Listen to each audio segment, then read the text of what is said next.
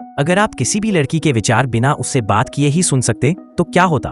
कुछ ऐसा ही हमारे आज की कहानी के हीरो के साथ होता है और हम देखेंगे कि इस क्षमता का फायदा उठाकर वह कितनी दूर तक जा सकता है। कहानी की शुरुआत होती है निक मार्शल से, जो एक एडवर्टाइजिंग एजेंसी में काम करता है। निक का बचपन लास वेगस में उसकी सिंगल माँ के साथ बीता, जो एक शो गर्ल हुआ करती थी। इसी वजह से उसका पूरा बचपन खूबसूरत औरतों के बीच गुजरा और उसे लगता है कि वह औरतों को बहुत अच्छे से समझता है। निक ने एक बार शी नाम की औरत से शादी की थी और उनकी 15 साल की एक बेटी है जिसका नाम एलेक्स है। लेकिन निक और एलेक्स के बीच कभी गहरा रिश्ता नहीं रहा। शी ने निक को छोड़ दिया और हाल ही में टेड नाम के आदमी से शादी कर ली। इसके बावजूद निक की जिंदगी ठीक चल रही है। वो अपने काम में बहुत टैलेंटेड है और लोगों को प्रोडक्ट बेचने में भी स्मार्ट है। भले ही उसका तलाक हो चुका है, लेकिन उसकी जिंदगी में अभी भी कई औरतें हैं, जिनमें से एक उसकी क्रश लोला है, जो एक कॉफी शॉप में काम करती है। निक जानता है कि औरतों को कैसे इंप्रेस करना है और उन्हें अपनी तरफ कैसे आकर्षित करना है। अब हम देखते हैं कि निक अपने ऑफिस जाता है, जहां उसे उम्मीद है कि आज उसे प्रमोशन मिलेगा।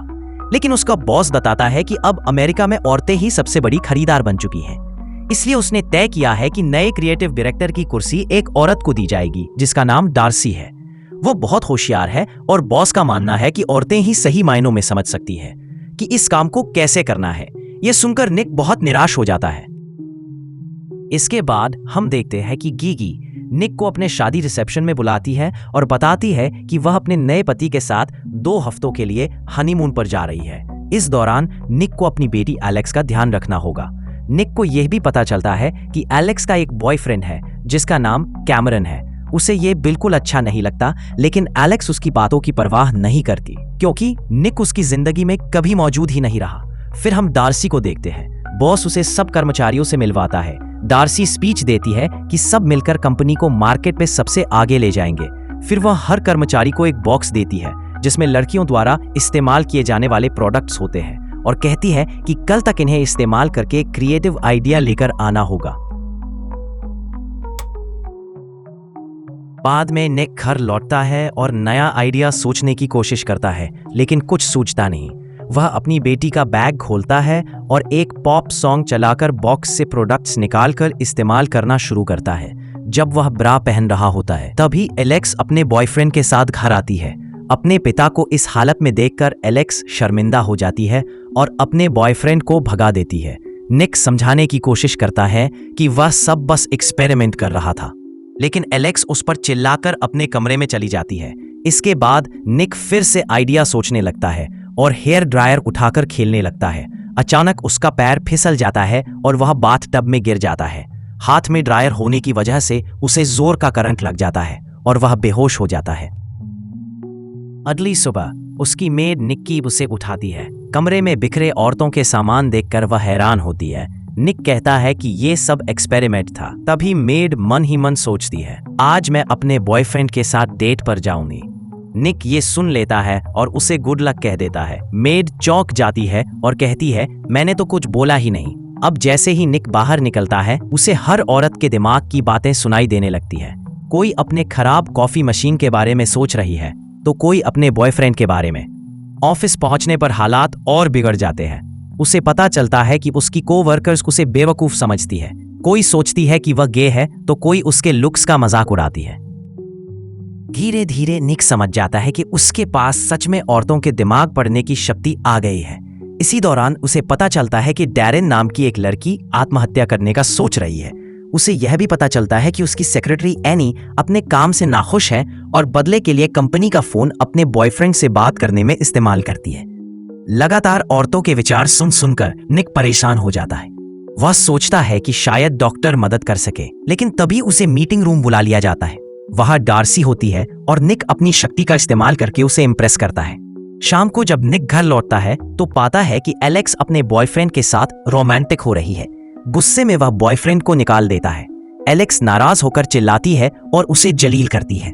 निक थक कर बारिश में बाहर निकलता है और फिर से हेयर ड्रायर लेकर करंट खाने की कोशिश करता है ताकि सब कुछ नॉर्मल हो जाए, लेकिन इस बार कुछ नहीं होता। अगले दिन वह एक थेरेपिस्ट से मिलने जाता है और सब सच बताता है। शुरुआत में वह उस पर विश्वास नहीं करती, लेकिन जब निक उसके मन की बातें बोल देता है तो वह हैरान रह जाती है और मान जाती है। वह कहती है कि निक दुनिया का सबसे खुशनसीब आदमी है क्योंकि अब वह औरतों को सच में समझ सकता है और इस ताकत से पूरी दुनिया जीत सकता है। निक को यह बात सही लगती है और वह खुश हो जाता है। सबसे पहले वह अपनी क्रश लोला को इम्प्रेस करता है और डेट पर बुलाता है। धीरे धीरे वह ऑफिस में भी सबका दिल जीत लेता है। वह एनी और डैरेन की मदद करता है और डार्सी के करीब आने लगता है। वह एलेक्स के लिए एक प्रॉम ड्रेस खरीदने की पेशकश करता है और पहले ज्यादा रिएक्ट करने के लिए उससे माफी भी मांगता है।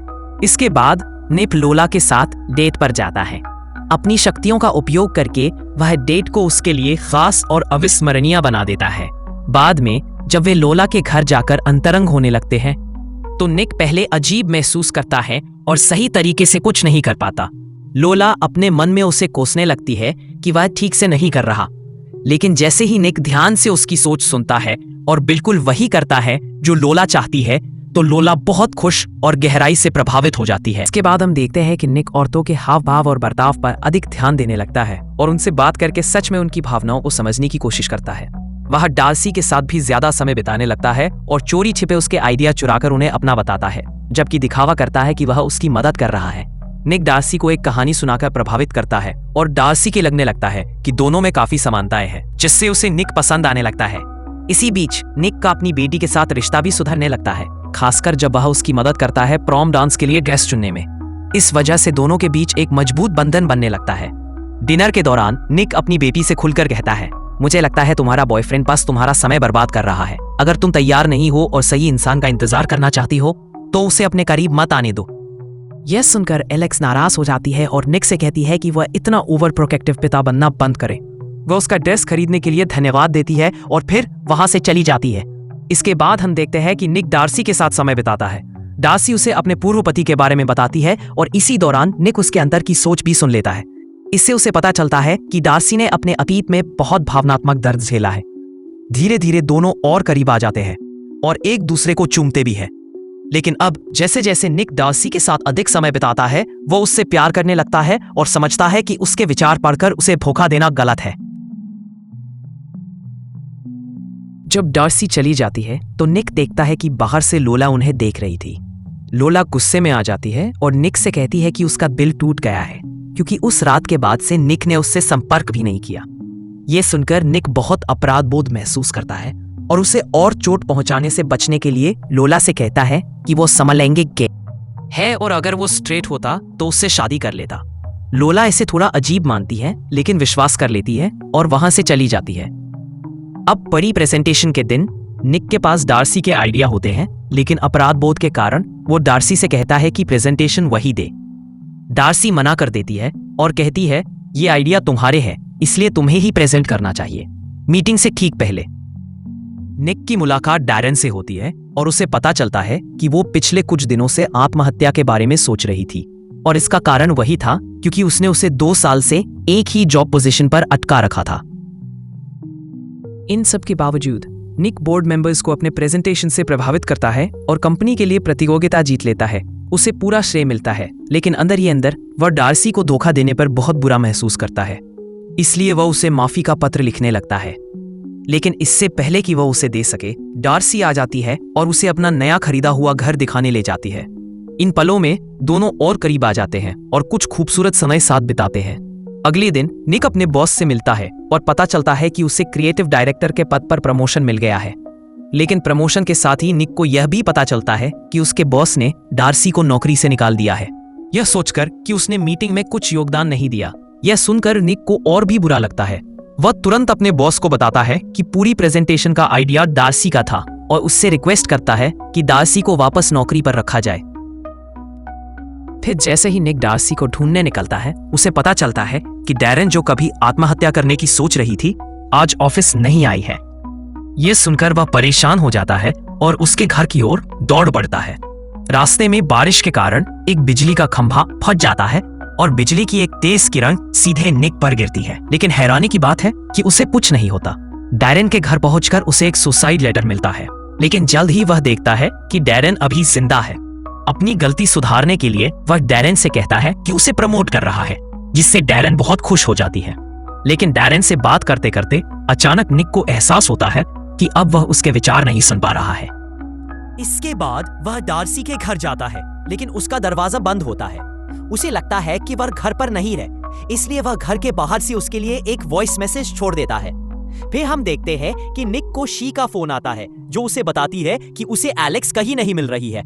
परेशान होकर निक सीधे प्रॉम की तरफ दौड़ता है और अपनी बेटी को ढूंढने लगता है। आखिरकार वह एलेक्स को वॉशरूम में रोता हुआ पाता है। निक उससे पूछता है कि क्या हुआ, और वह कहती है, मेरा बॉयफ्रेंड मुझसे ब्रेकअप करके चला गया। निक उससे कहता है, मुझे तुम पर बहुत गर्व है। ये शब्द सुनकर एलेक्स को आखिरकार तसल्ली मिलती है। वह रोना बंद करती है और वॉशरूम से बाहर चली जाती है। जैसे वे बाहर आते हैं, वह पहली बार निक को पापा कहती है और कहती है, मुझे घर ले चलो पापा। अगले सीन में हम निक को प्यार से अपनी बेटी को सुलाते हुए देखते हैं। इसके बाद वो डार्सी के पास जाता है, सच्चाई बताता है और कहता है कि उसी शक्ति ने उसे सच में प्यार करना सिखाया। डार्सी उसे माफ कर देती है और दोनों एक दूसरे को चूमते हैं। कहानी यहीं खत्म होती है। तो दोस्तों, अगर आपको यह कहानी पसंद आई हो तो वीडियो को लाइक कीजिए और चैनल को सब्सक्राइब कीजिए। अगली बार फिर मिलेंगे एक और मजेदार कहानी के साथ।